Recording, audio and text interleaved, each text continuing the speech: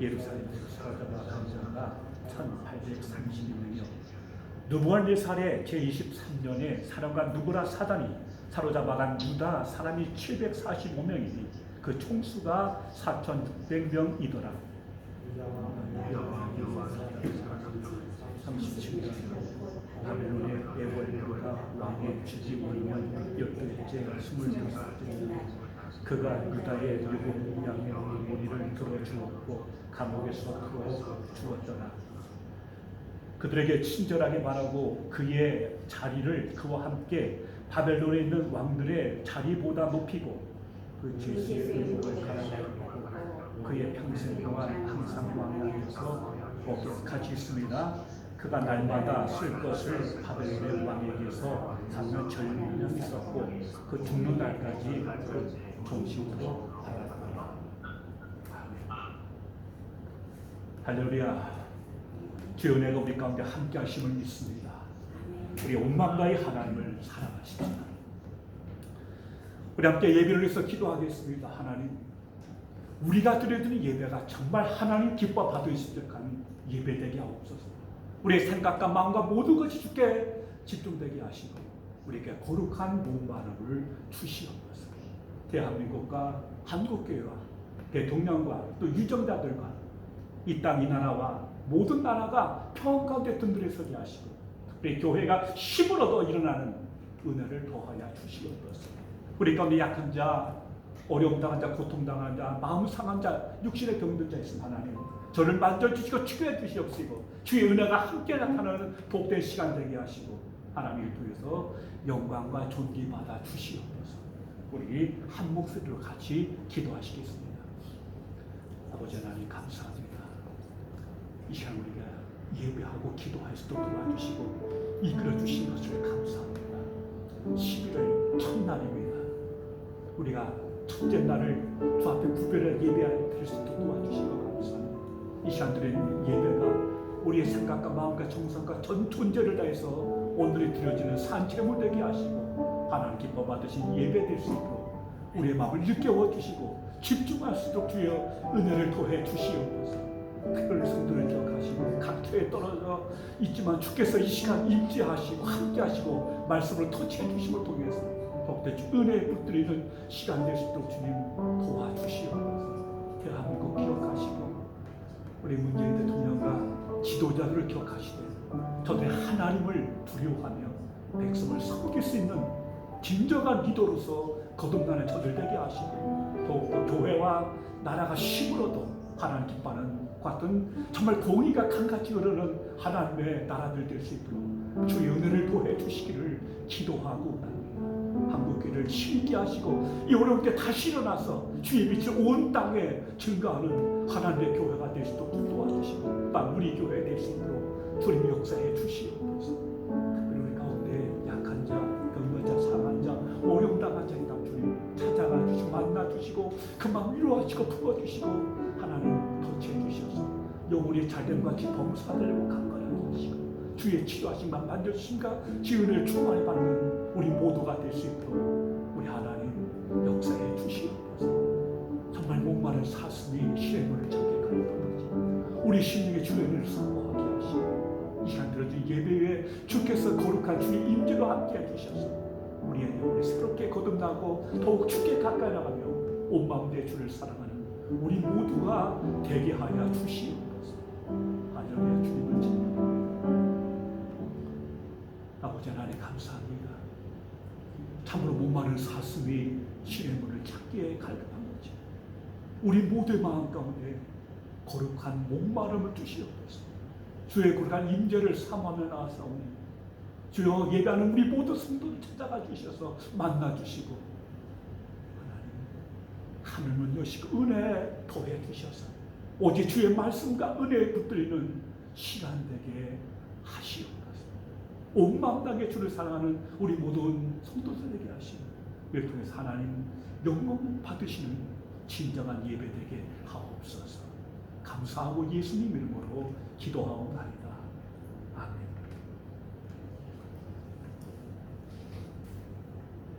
지난 10월 초 제가 평소에 존경하는 이동원 목사님의 차남인 이번 변호사가 대장암으로 투병 중인데 위중하다는 기사를 접하게 됐습니다. 아들이 천국 가기 전에 부모님 얼굴 꼭 뵙고 싶다고 해서 목사님 내가 급하게 미국행에 올랐다는 내용이 있습니다. 목사님 때문에 얼마나 마음이 아팠을까요? 그리고 얼마 후 아드님이 소천했던 기사가 올랐고 16일 오전 미국 LA 토레스 좋은 교회에서 이번 변호사의 천국 환송 예배가 드려졌다고 합니다. 여기까지는 흔히 있을 수 있지만 참 안타까운 같은 일입니다. 그리고 며칠 후에 이동원 목사님이 유튜브에 글을 올렸습니다. 그런데 그 글이 많은 이들에게 깊은 울림을 주고 있습니다. 이동원 목사님은 아들의 천국 환송 예배 자리에서 아들 위해서 각처에서 기도해 주시고 더욱 많은 분들에게 고마운 인사를 전했다고 합니다.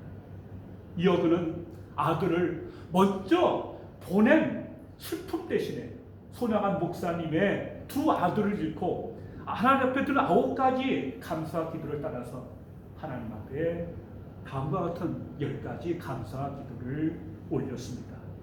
1. 아들이 암에서 해방되어 감사합니다. 2. 아들이 하나님의 영광의 나라에 입성할 수 있어 감사합니다. 3. 유머가 있는 아들로 인해 부부가 기쁨을 누리게 해주셔서 감사합니다. 4. 한순간도 불평 없던 그의 아내와 손자를 남겨주셔서 감사합니다. 5. 어려서부터 게임을 좋아하더니 게임 회사 변호사가 된 것도 감사합니다. 6. 아들의 고통을 통해 예수님을 내어주신 하늘 아버지의 고통을 알게 해주셔서 감사합니다.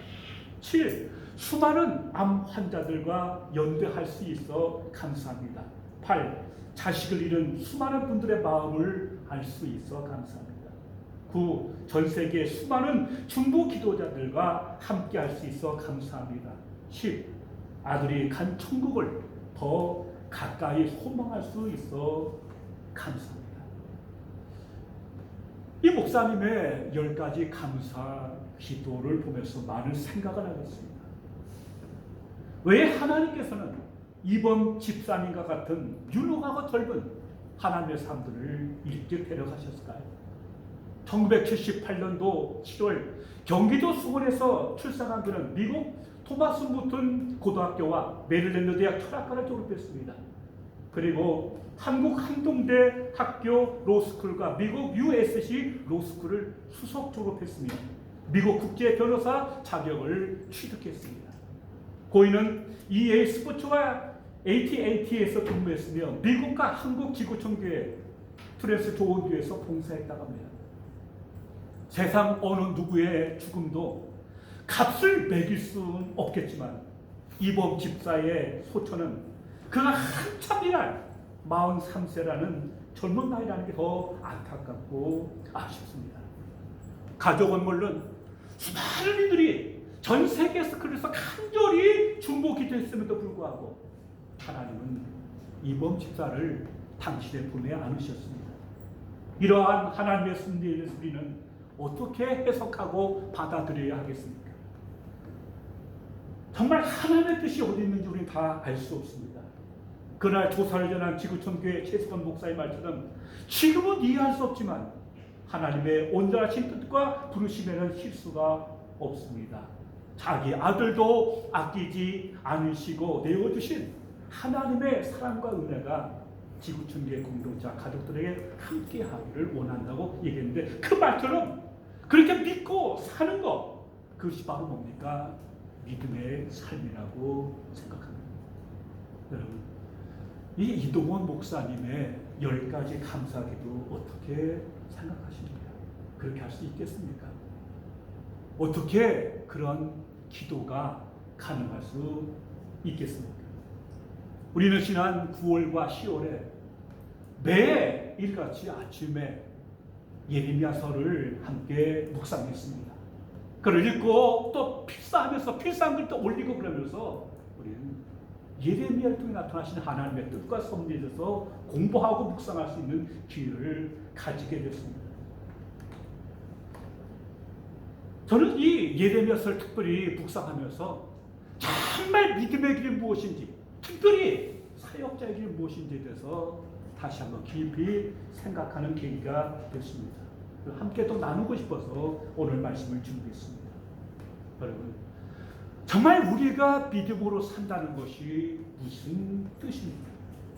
성경에 등장하는 수많은 삶들 가운데 예레미야처럼 외롭고 고독하고 힘든 길을 걸어가는 사람은 그 일을 찾아보기 어렵습니다. 그는 처음부터 끝까지 고난의 길을 걸어야 했습니다. 왜냐하면 하나님께서 그를 유대를 비롯한 여러 나라와 왕국 위에 세워서 내가 그것들을 다 뽑고 파괴하며 또한 파멸하고 넘어뜨리며 건설하고 쉽게 하셨기 때문입니다. 6개 동사 중에서 4개 동사는 뽑고 파괴하고 파멸하고 넘어뜨리는 겁니다. 그것은 뭡니까?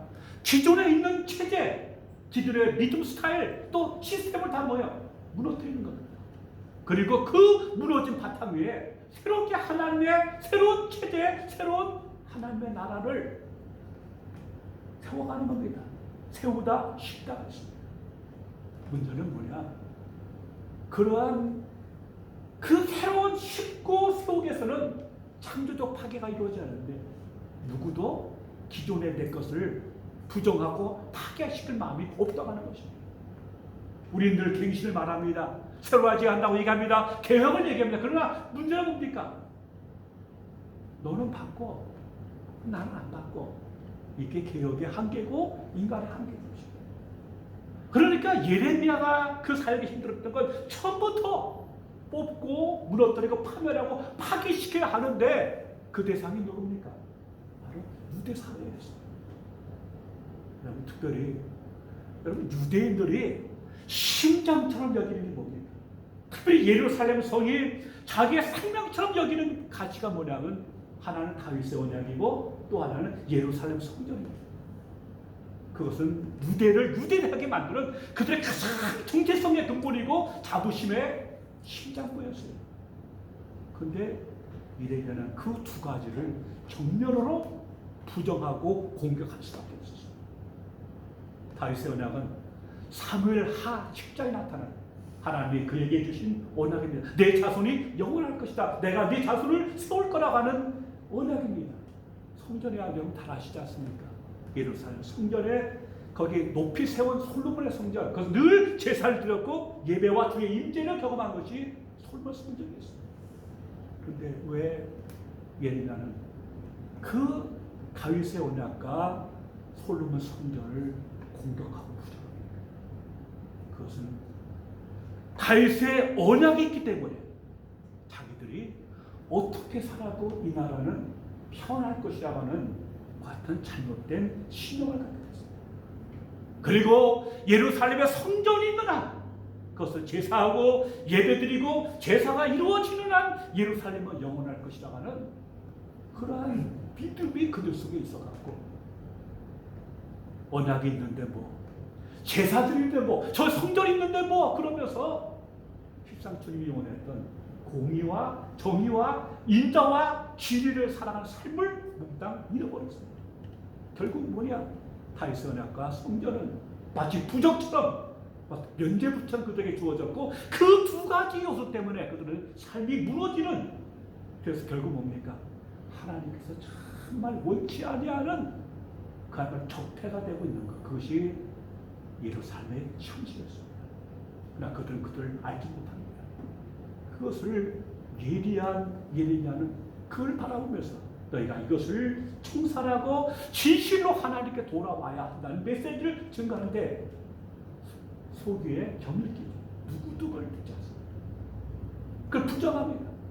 특별히 그 성전을 중심으로 또 왕국을 형성된 기득권 중에서 어림도 없는 얘기죠. 그러니까 툭하면 의도맞고 구금당하고 시대들에 갇히고 때론 운동에 그냥 내던져지고 펴버리고 사수하는 거죠. 그래서 우리 굉장히 신학적 주제가 있는데 오해하지 말아야 합니다. 예배드리는 공간 자체가 필요 없다는 얘기가 아니죠. 문제는 뭐냐? 성전이라고 하는 그 공간을 절대시하고 그걸 더 넘어서 우상시가 될 때, 그것은 결국 하나님의 진정한 뜻을 가로막는 방해물이 된다는 것입니다. 예배 공간은 필요합니다. 모여서 예배하고 교제하고 교육하고 이 아름다운 공간이 반드시 있어야 합니다. 그러나 공간 자체가 목적이 되고 공간 자체가 절대시됩니다. 가장 중요한 성령과 진리로 예배한다는 그 예배의 기본 정신이 흐려지면 공간은 오히려 하나님의 나라와 뜻을 가로막는 구조물이 되고 말이에요. 이제 오늘 우리가 특히 팬데믹 시대라 우리가 정말 균형을 잃지 말고 놓치지 말아야 할 굉장히 귀한 가치가 되고 있습니다.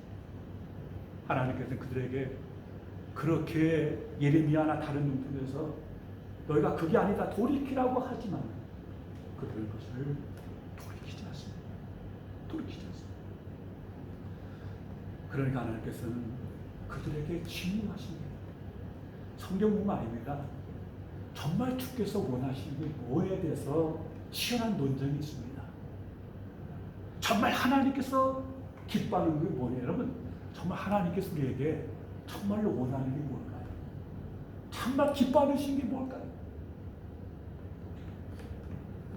이사야 그 1장에 보면은 그 하나님의 그 말씀이 참 잘 기록되어 있습니다. 거기 보면 하나님께서 이스라엘 백성들을 신랄하게 비판하십니다.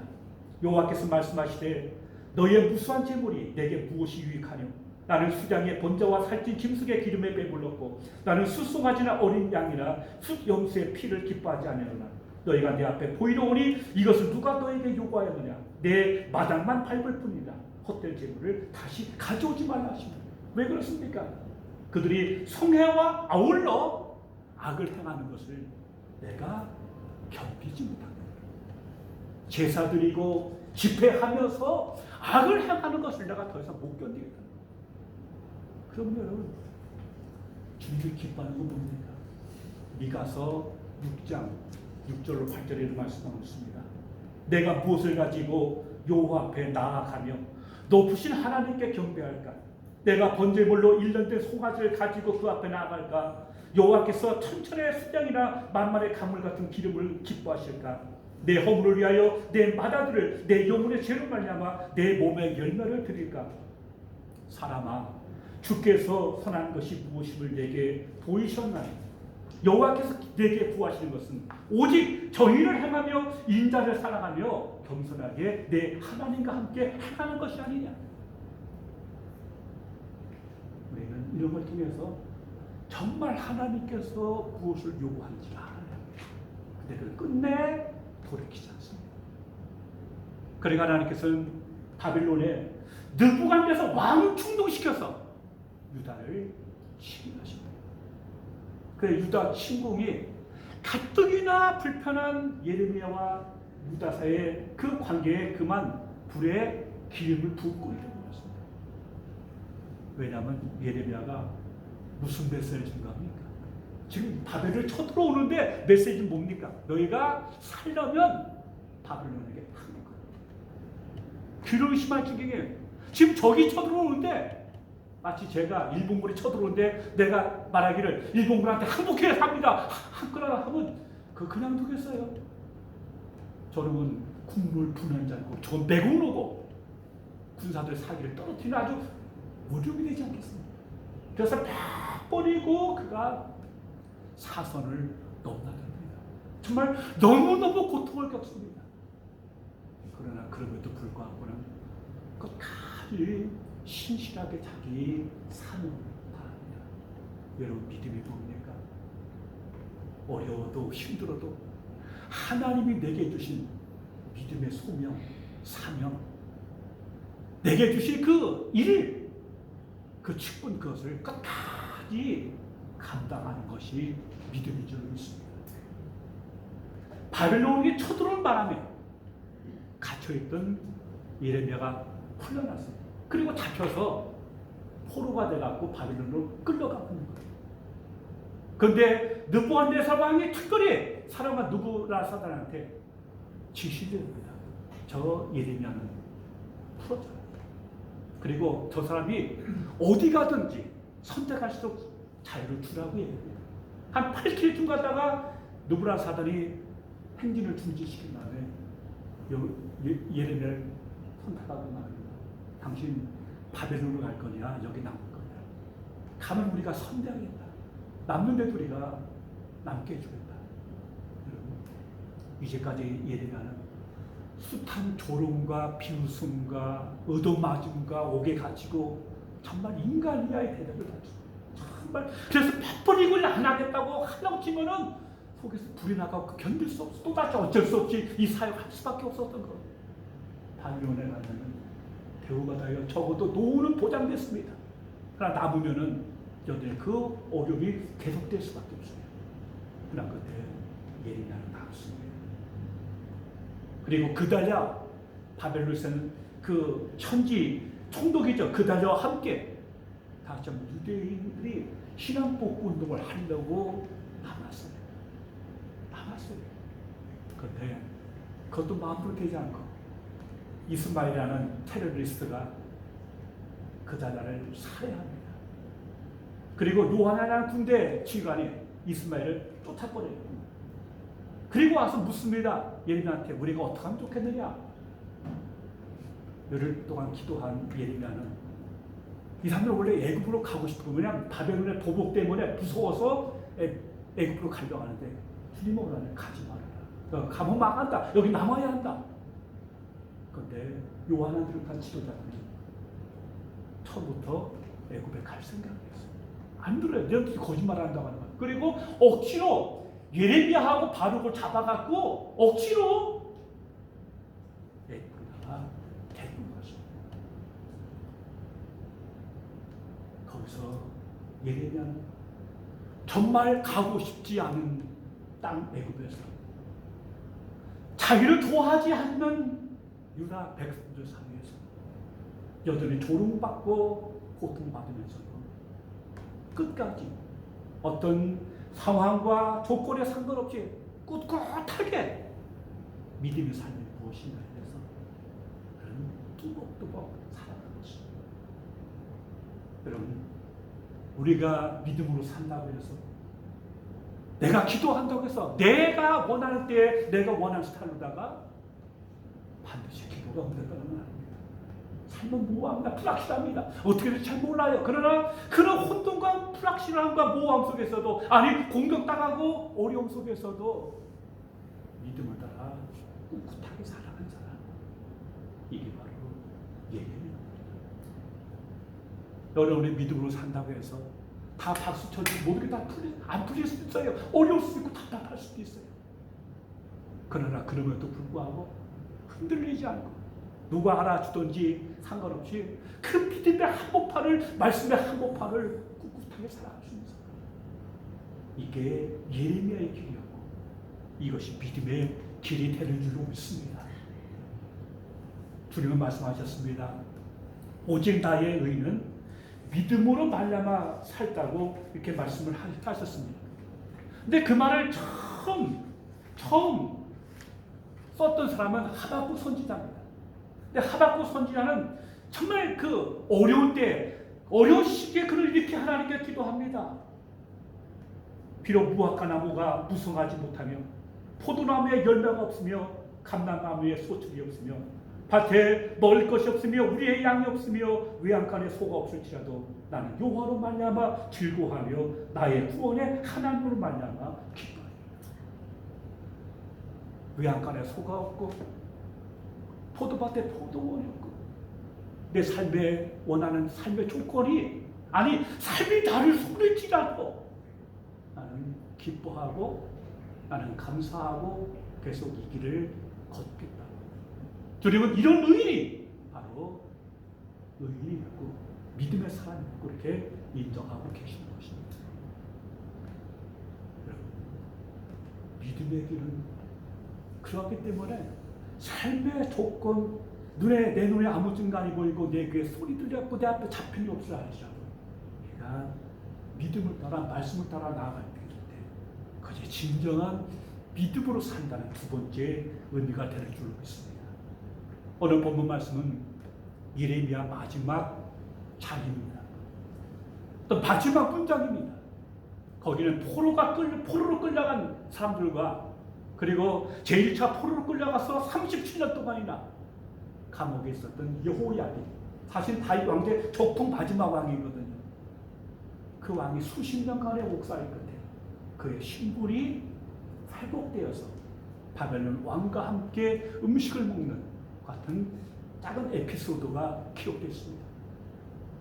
그가 그 오랜 세월 옥살이 하다가 그 신분이 회복되어서 되었다는 이 소식은 한 개인에게 있어서 기쁜 소식이지만 이 사건은 장차 때가 되면 이스라엘이 유다가 다시 회복될 것에 대한 희망의 싹인 줄로 믿습니다. 희망의 증거. 그것을 기록하기 위해서, 강조하기 위해서 그 에피소드를 예레미야 선지자는 마지막에 기록한 것입니다. 성전은 무너졌지만 하나님의 임재는 사라지지 않았습니다. 다윗 왕조는 끝났지만 진정한 다윗의 왕 되시는 예수 그리스도께서 다시 오시게 되죠. 건물은 불타 없어지고 왕조는 무너졌지만은 그들 가운데 함께 하셨던 진정한 하나님의 임재의 주의 축복과는 오히려 그 끌려간 포로들 사이에서 이루어질 것이고, 그리고 진정한 성전, 진정한 하나님 나라는 그 백성 가운데 하나님의 긍휼과 임재로 인해서 이루어지는 복된 사건이 함께하게 될 것입니다.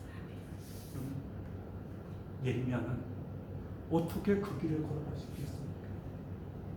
그 끝에 정확히 말하면 70년 후에 다시 이스라엘이 회복될 것에 대한 소망을 가지고 그는 자기 믿음의 삶을 끝까지 걸어갈 수 있었습니다.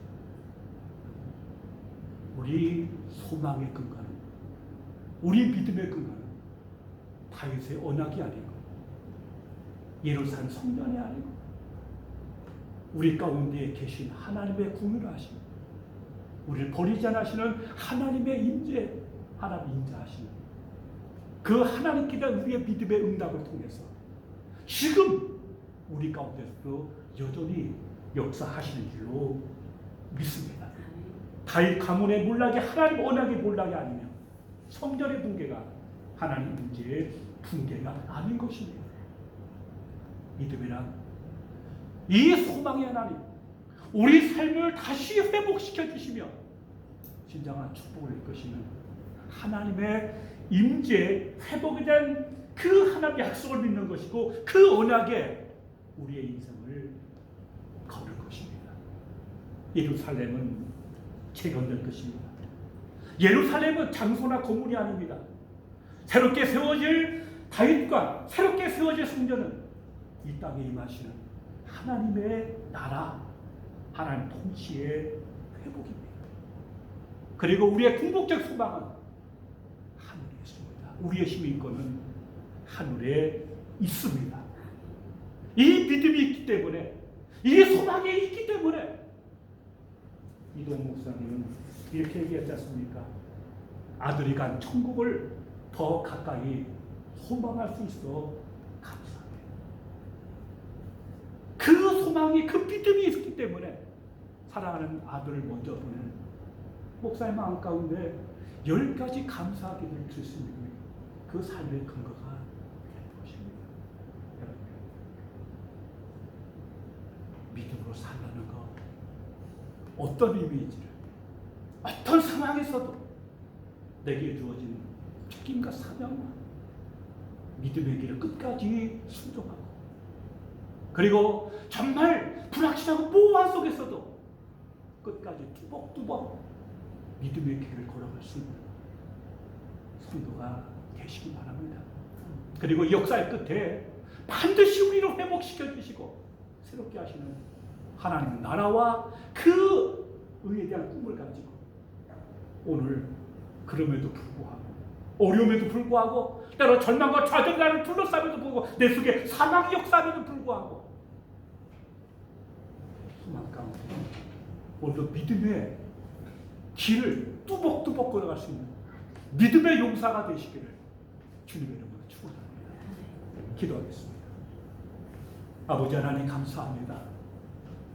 우리도 어렵고 힘든 시대로 살아가지만 때로 우리의 소망과 기대가 이루어지지 않는 답답한 속에 또 모함 속에 살기도 하지만 그럼에도 불구하고 믿음으로 뚜벅뚜벅 우리 믿음의 길, 사명의 길, 우리 소명의 길을 걸어가는 우리 모두가 되게 하여 주시옵소서. 하나님의 소망을 바라보며 오늘 우리 가운데 이마치 주의 나라와 그를 소망하면서 그것을 응답하며 일궈 나갈 수 있는 믿음의 몸짓과 믿음의 언어와 믿음의 삶이 되게 하옵소서. 예수님 이름으로 기도하옵나이다. 아멘.